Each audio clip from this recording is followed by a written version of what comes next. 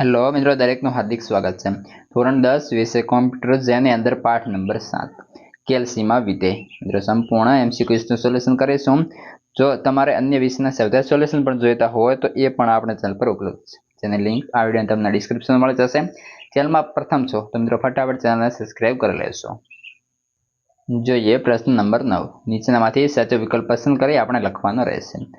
જેમાં પહેલો છે, નીચેનામાંથી કઈ આપણે કેલ્સીમાં વિધેય દાખલ કરી શકીએ? તો ઓપ્શન એ અને બી બંને સાચા બનશે. એટલે કે મિત્રો જે છે સેલમાં વિધેયનું નામ સીધે સીધું ટાઈપ કરીને અથવા ફંક્શન વિઝાર્ડ અથવા ટૂલ બાર ઉપરની પસંદ કરીને. બીજા નંબરે જોઈએ, વિધેયની શરૂઆત નીચેમાંથી કયા વિકલ્પ સાથે થાય છે? તો ઓપ્શન એ. ત્યારબાદ 3, નીચેમાંથી કયો તાર્કિક વિધેય નથી?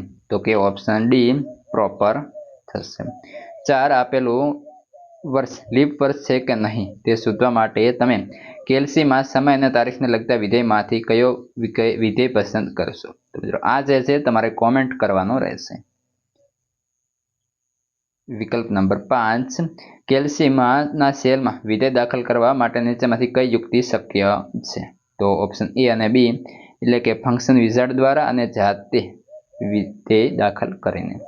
6, કેલ્સીના વિધેયમાં કેટલા ચલ વાપરી શકાય? ઓપ્શન ડી વિધેય આધારિત. 7, વિધેયનો ચલ શું હોઈ શકે? તો કે આપેલ તમામ. કિંમત પણ હોઈ શકે, શાબ્દિક લખાણ પણ હોઈ શકે, અન્ય પણ વિધેય હોઈ શકે. મિત્રો આ હતા સંપૂર્ણ એમસીક્યુઝનું સોલ્યુશન. હવે આગળના પાઠના એમસીક્યુ અને અન્ય વિષયના સૌથી સોલ્યુશન ઉપરાંત વોટ્સએપ ટેલિગ્રામની લિંક પણ આ વિડીયોના ડિસ્ક્રિપ્શનમાં મળી રહેશે.